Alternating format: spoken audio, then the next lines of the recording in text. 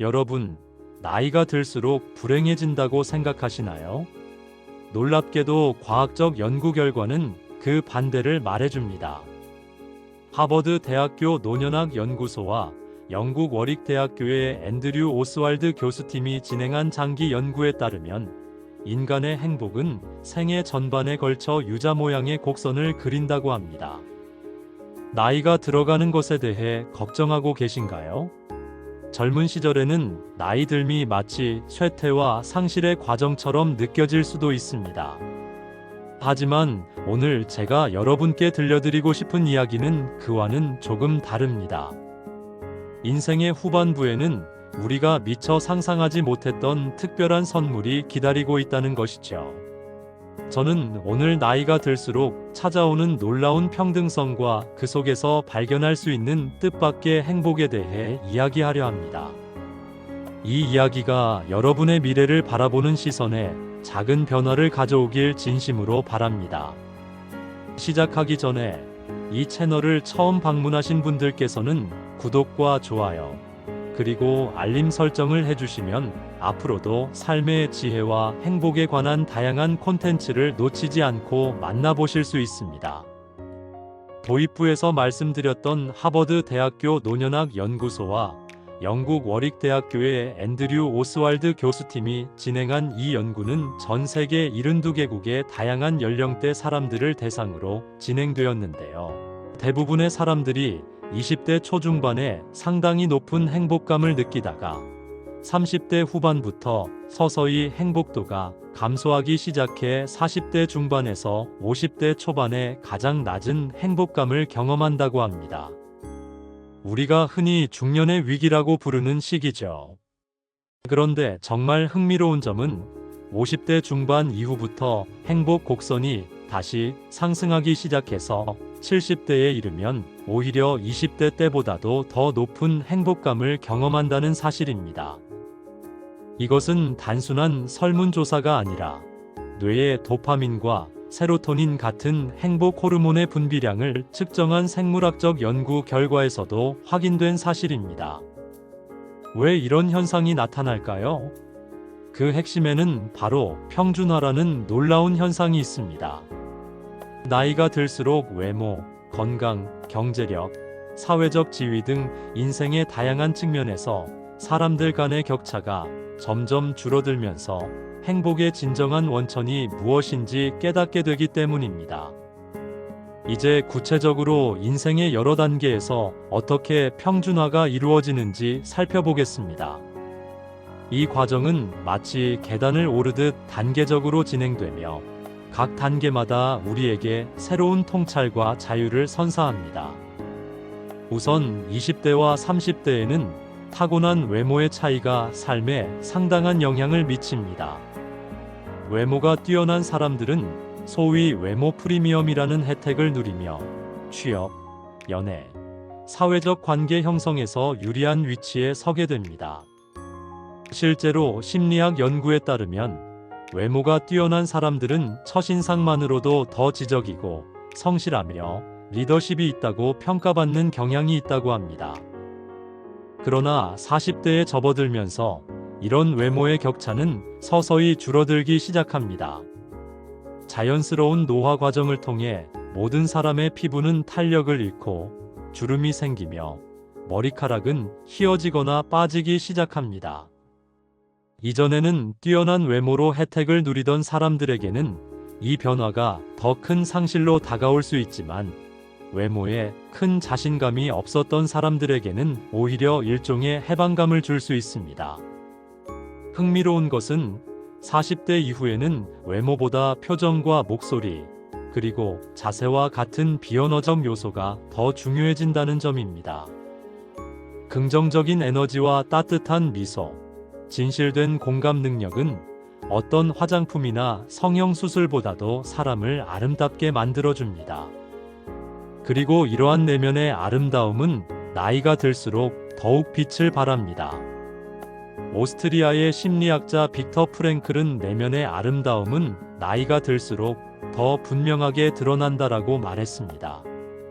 40대 이후에는 젊었을 때 외모로 인한 차별과 특혜가 점차 사라지고 진정한 인격과 품성이 더 중요해지는 시기가 오는 것입니다. 또한 50대에 이르면 지적 능력에서도 놀라운 평준화가 일어납니다. 젊은 시절에는 학벌과 학력의 차이, IQ와 같은 선천적 지능의 차이가 사회적 성공과 인정에 큰 영향을 미쳤습니다. 명문대를 나온 사람과 그렇지 않은 사람 사이에는 분명한 격차가 존재했죠. 하지만 50대에 이르면 이러한 격차는 점차 희미해집니다.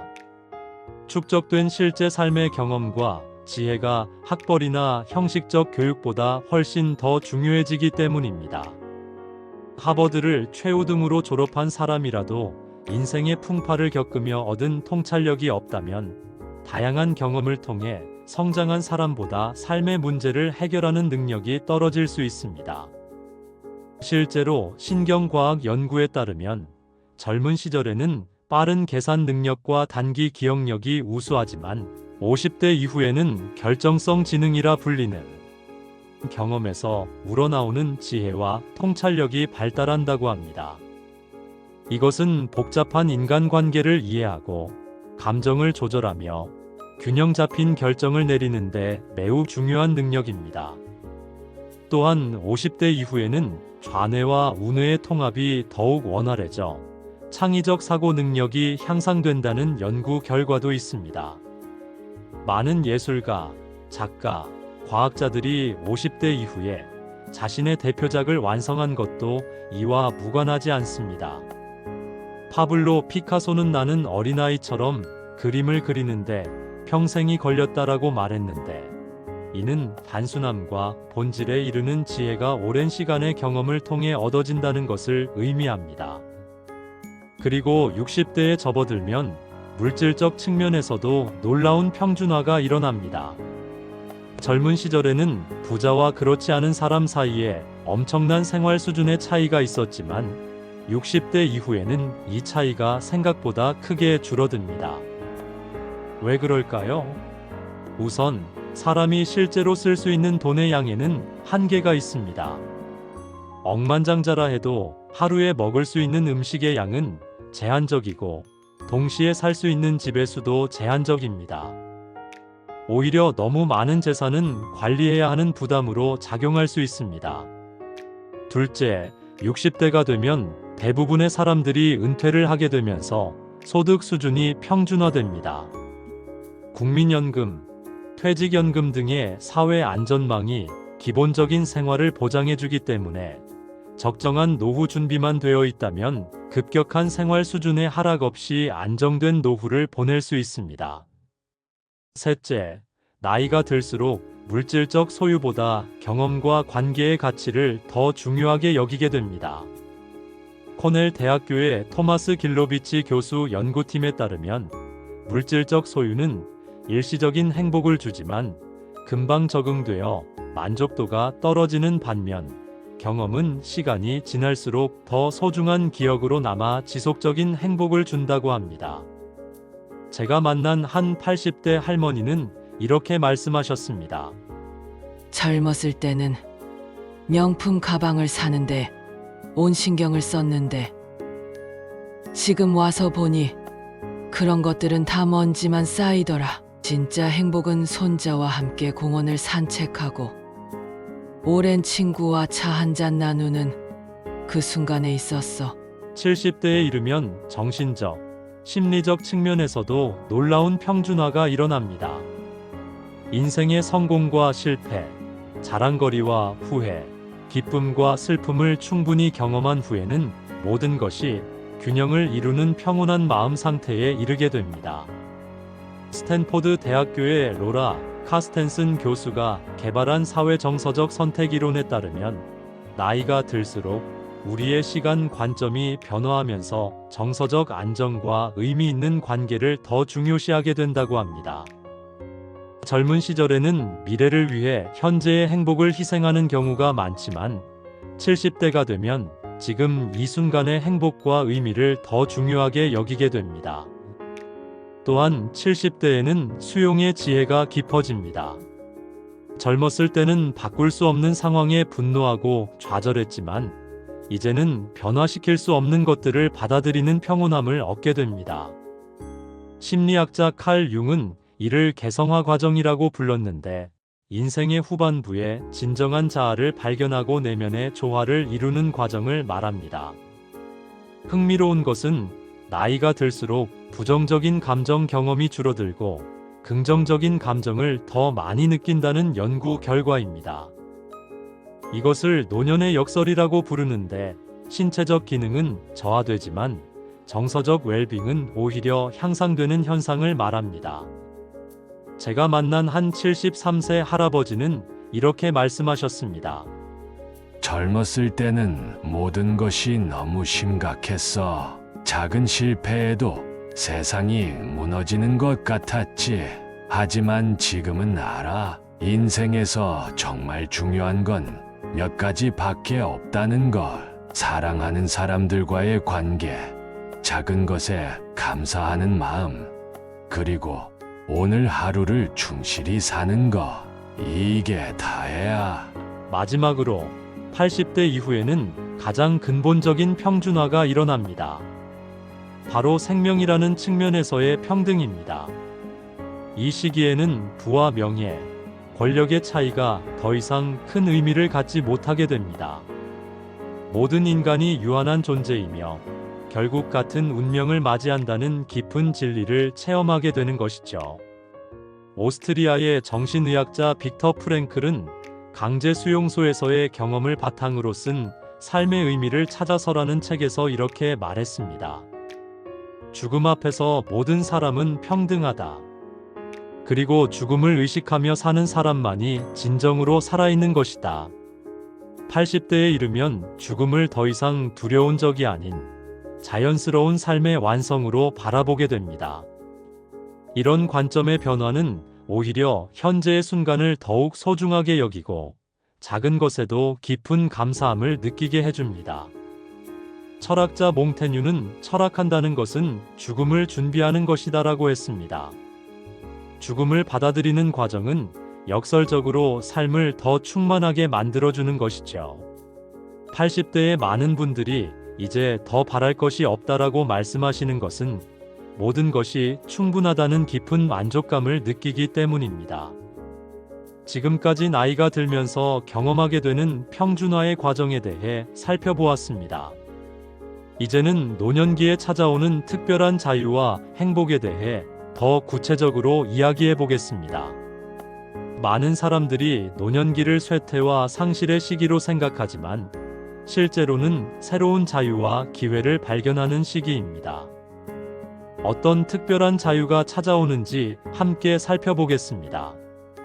노년기의 가장 큰 선물 중 하나는 바로 의무로부터의 해방입니다.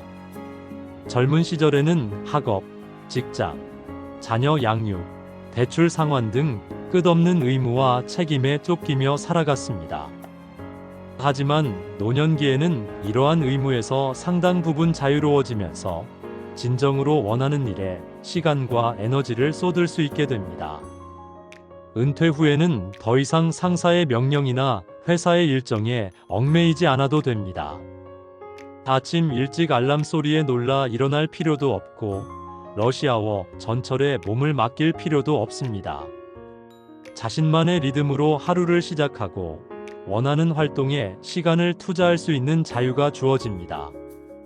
미국의 심리학자 에릭 에릭슨은 인생의 8단계 이론에서 노년기를 자아 통합대 절망의 시기로 정의했습니다.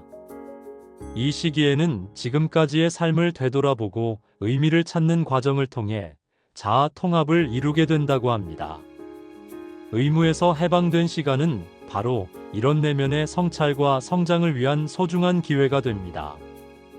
67세에 그림을 시작해 76세에 첫 전시회를 연 할머니 화가 모세스 할머니는 인생은 80세부터 시작된다라고 말했습니다.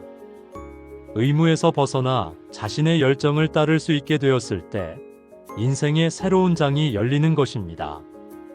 노년기에는 다양한 사회적 혜택과 지원이 제공되면서 삶의 안정성이 높아집니다. 국민연금, 기초연금, 노인장기 요양보험, 노인복지 혜택 등 다양한 사회 안전망이 노년의 기본적인 생활을 보장해 줍니다. 또한 65세 이상 노인을 위한 다양한 할인 혜택도 있습니다. 대중교통, 문화시설, 국립공원, 일부 식당과 카페 등에서 상당한 할인을 받을 수 있어 적은 비용으로도 풍요로운 문화생활을 즐길 수 있습니다. 이런 사회적 혜택은 단순히 경제적 지원을 넘어 사회가 노인을 존중하고 그들의 기여를 인정한다는 의미를 담고 있습니다. 긴 세월 동안 사회에 공헌한 당연한 보답인 것이죠. 북유럽 국가들은 특히 노인 복지 시스템이 잘 갖추어져 있어 덴마크나 스웨덴의 노인들은 매우 높은 삶의 만족도를 보이고 있습니다.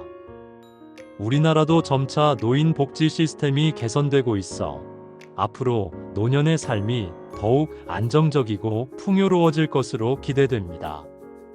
노년기에는 죽음에 대한 관점이 크게 변화합니다. 젊은 시절에는 죽음이 먼 미래의 일처럼 느껴지고 생각하기조차 두려운 주제였습니다. 하지만 노년에 이르면 죽음을 더 자연스럽게 바라보게 되면서 역설적으로 현재의 순간을 더욱 소중히 여기게 됩니다. 하버드 의과대학의 아투 가완디 박사는 저서 어떻게 죽을 것인가에서 죽음을 받아들이는 것은 삶을 더 의미 있게 만든다고 말했습니다. 남은 시간이 제한되어 있다는 인식은 무엇이 정말 중요한지 명확하게 해주고 소중한 것에 집중할 수 있게 해줍니다. 실제로 많은 노인들이 죽음에 대한 두려움보다는 평온함을 느낀다고 합니다. 91세의 한 할머니는 이렇게 말씀하셨습니다. 죽음이 두렵지 않아요. 내가 살아야 할 만큼 충분히 살았고 사랑할 만큼 충분히 사랑했으니까요. 이제는 그저 감사한 마음으로 하루하루를 맞이할 뿐이에요. 이런 관점의 변화는 단순히 체념이 아닌 삶에 대한 깊은 이해와 수용에서 비롯됩니다. 죽음을 의식하며 사는 것은 오히려 삶의 순간순간을 더욱 충만하게 만들어주는 것입니다. 노년기의 또 다른 특별한 선물은 바로 지혜입니다. 긴 세월 동안 쌓아온 경험과 통찰력은 젊은 세대가 가질 수 없는 귀중한 자산입니다. 심리학자 폴 발테스는 지혜를 삶의 근본적인 문제들에 대한 전문적 지식과 판단력이라고 정의했습니다. 그의 연구에 따르면 노년기에는 다음과 같은 지혜의 요소가 더욱 발달한다고 합니다. 1. 사실적 지식인 인간의 본성과 삶의 변화에 대한 깊은 이해. 2. 절차적 지식인 삶의 문제를 해결하는 실질적인 방법에 대한 지식. 3. 맥락적 지식인 다양한 상황과 시대적 배경을 고려하는 능력. 4. 상대주의적 지식인 다양한 가치관과 목표를 인정하는 능력. 5. 불확실성에 대한 인식인 삶의 예측 불가능성과 한계를 받아들이는 능력. 이러한 지혜는 단순히 책을 통해 얻을 수 있는 것이 아니라 실제 삶의 경험과 성찰을 통해서만 얻을 수 있는 것입니다. 그래서 많은 사회에서 노인들을 원로로 존경하며 그들의 조언을 귀중하게 여겨왔습니다. 한 연구에 따르면 80대 노인들은 20대 젊은이들보다 갈등 상황을 더 효과적으로 해결하는 능력을 보였다고 합니다. 다양한 관점을 고려하고 감정적 요소와 실용적 요소를 균형 있게 판단할 수 있었기 때문입니다. 노년기에는 시간의 흐름을 다르게 경험하게 됩니다. 젊은 시절에는 늘 시간에 쫓기며 살았지만 노년에는 시간의 여유를 누리며 순간을 더 깊이 체험할 수 있게 됩니다. 이런 시간의 여유는 현재에 더 집중할 수 있게 해주고 일상의 작은 기쁨에 감사하는 마음을 키워줍니다. 아침에 들리는 새소리, 창문으로 들어오는 햇살, 차 한 잔의 향기, 손자의 웃음소리 같은 소소한 것들이 큰 행복의 원천이 됩니다. 심리학자 솔로몬 슈우터는 이를 긍정적 고령화라고 불렀습니다. 노년기에는 물질적 성취나 지위보다 의미 있는 경험과 관계에 더 가치를 두게 되면서 오히려 더 충만한 행복을 경험할 수 있다는 것입니다. 이러한 자유로움을 바탕으로 우리가 노년기를 행복하게 사는 방법에 대해 이야기해 보겠습니다. 감사하는 태도로 삶을 살아라. 비교하지 않는 삶을 살아라. 현재에 충실히 살아라 하는 당연한 이야기는 기본으로 우리가 행복하게 사는 방법은 무엇이 있을까요? 첫 번째로 목적의식 유지하는 것입니다. 매일 아침을 기대하게 만드는 목적의식은 노년의 삶에 활력을 불어넣습니다. 일본 오키나와의 장수 마을에서는 이쿠가이라는 개념이 있는데 이는 일어나는 이유를 의미합니다. 자신만의 이쿠가이를 찾는 것이 중요합니다. 그것은 정원 가꾸기일 수도, 손주 돌보기일 수도, 지역사회 봉사일 수도 있습니다. 중요한 것은 자신이 여전히 필요한 존재이며 가치 있는 공헌을 하고 있다는 인식입니다. 연구에 따르면 강한 목적의식을 가진 노인들은 그렇지 않은 노인들보다 평균 7년 더 오래 산다고 합니다. 두 번째로 유머 감각 유지하기입니다. 웃음은 최고의 치료제입니다. 자신과 상황을 너무 심각하게 받아들이지 않고 유머로 승화시키는 능력은 노년기의 스트레스를 크게 줄여줍니다. 연구에 따르면 웃음은 면역 체계를 강화하고 통증을 감소시키며 기분을 향상시키는 효과가 있습니다. 코미디 영화를 보거나 재미있는 책을 읽거나 웃음 효과에 참여하는 것은 일상에 웃음을 더하는 좋은 방법입니다. 또한 자신의 실수나 노화의 과정을 유머러스하게 받아들이는 태도는 심리적 탄력성을 높여줍니다. 세 번째로 과거와의 화해하는 것입니다. 노년기의 진정한 평화는 과거의 상처, 실패, 후회와 화해하는 데서 시작됩니다. 완벽한 삶을 살아온 사람은 없습니다. 우리 모두는 실수를 하고 잘못된 선택을 하며 때로는 다른 사람에게 상처를 주기도 합니다. 이러한 과거의 아픔을 인정하고 받아들이는 것이 중요합니다.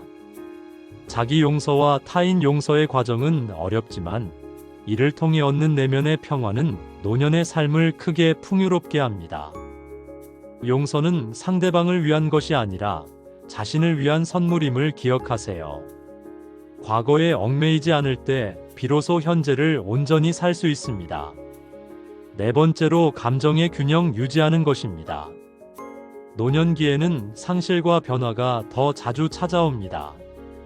배우자나 친구의 죽음, 건강의 쇠퇴, 역할의 변화 등은 깊은 슬픔과 상실감을 가져올 수 있습니다. 이러한 감정을 부정하거나 억누르기보다는 건강하게 표현하고 처리하는 법을 배우는 것이 중요합니다. 감정 일기 쓰기, 신뢰할 수 있는 사람과의 대화, 전문가의 도움 등은 감정을 다루는 효과적인 방법입니다. 슬픔과 기쁨, 분노와 평온함, 모든 감정은 인간 경험의 일부이며 이들 사이의 균형을 찾는 것이 정서적 건강의 핵심입니다. 다섯 번째로 세대 간 연결 강화하도록 노력하는 것입니다. 젊은 세대와의 소통과 교류는 노년의 삶에 신선한 에너지와 관점을 가져다 줍니다. 손주들에게 옛 이야기를 들려주거나 청년 멘토링에 참여하거나 학교에서 자원봉사를 하는 것은 세대 간 연결을 강화하는 좋은 방법입니다. 이러한 교류는 노인들에게는 소속감과 가치를 제공하고 젊은이들에게는 지혜와 역사적 관점을 전달합니다. 한 연구에 따르면 세대 간 프로그램에 참여한 노인들은 더 적은 우울감을 보이고 인지 기능이 향상되었다고 합니다. 디지털 기술을 통해 멀리 있는 가족과도 더 쉽게 연결될 수 있는 시대입니다. 화상 통화나 소셜 미디어를 활용해 지속적인 교류를 유지해 보세요. 다섯 번째는 관계 유지와 나눔 실천을 해보는 것입니다. 자녀나 친구들과의 관계를 유지하며 작은 것이라도 나누는 삶이 행복을 더욱 키워줍니다. 80년 이상 진행된 하버드의 장수 연구에서 밝혀진 가장 중요한 행복 요소는 바로 관계였습니다. 주변 사람들과 진정한 연결을 유지하는 것이 건강과 행복에 직접적인 영향을 미친다는 사실입니다. 봉사활동이나 멘토링과 같은 나눔 활동은 타인에게 도움을 줄 뿐만 아니라 자신의 존재 가치를 확인하고 삶의 의미를 발견하는 귀중한 기회가 됩니다. 지역 커뮤니티 센터나 도서관에서의 작은 봉사활동으로 시작해보는 것은 어떨까요? 마지막으로 유연한 사고방식을 유지하는 것입니다. 변화를 받아들이고 적응하는 능력은 노년기 행복의 핵심 요소입니다. 나이가 들면서 신체적 변화, 역할의 변화, 환경의 변화는 불가피합니다. 이러한 변화를 저항하기보다는 유연하게 받아들이고 새로운 상황에 적응하는 사고방식이 필요합니다. 나이 때문에 할 수 없다라는 고정관념에서 벗어나 나이 덕분에 다른 방식으로 할 수 있다라는 긍정적 시각으로 전환해 보세요. 나이는 제한이 아닌 새로운 가능성의 문을 여는 열쇠가 될 수 있습니다. 나이가 든다는 것은 단순한 쇠퇴가 아니라 삶의 진정한 의미를 깨닫고 특별한 선물을 발견하는 과정입니다.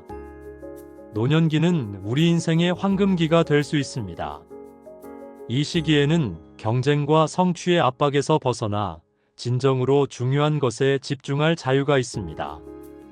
감사하는 마음으로 매일을 시작하고 작은 행복에 만족하며 소중한 사람들과 깊은 관계를 유지할 때 노년의 삶은 더욱 풍요로워집니다. 건강 관리와 독립성 유지를 위한 노력은 계속되어야 하지만 동시에 변화를 받아들이고 유연하게 적응하는 지혜도 필요합니다. 과거의 성공이나 실패에 연연하기보다는 지금 이 순간을 소중히 여기고 감사하는 마음으로 살아간다면 노년은 우리가 기대하는 것보다 훨씬 더 아름답고 충만한 시간이 될 것입니다. 우리의 삶은 나이가 들수록 더 깊어지고 더 넓어지며 더 풍요로워질 수 있습니다. 여러분의 노후가 지혜롭고 행복하기를 진심으로 바랍니다. 그리고 이 영상이 도움이 되셨다면 구독과 좋아요, 알림 설정 부탁드립니다. 다음 영상에서 또 만나요.